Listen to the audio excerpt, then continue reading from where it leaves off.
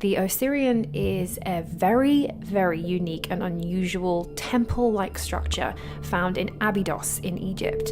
And what's unique about it is because it's found at the end of another temple, the Temple of Seti I. And as you can see from like an aerial point of view, most temples, the formulae of temples in ancient Egypt are sort of straight, long, rectangular shapes. What's interesting about the Temple of Seti is that it's on the wonk. It's got a sort of right angle. It makes like an L shape, which is very unusual in its design.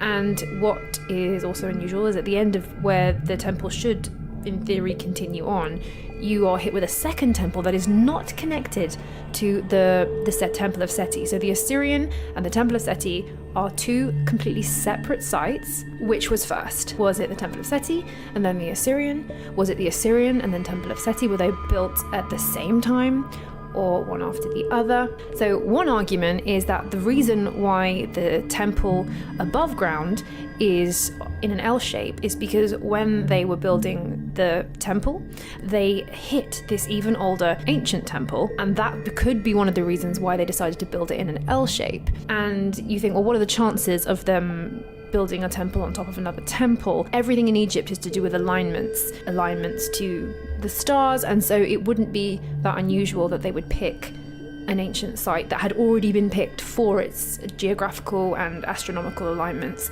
So it's not out of impossibility that they could have been building something on top of something else.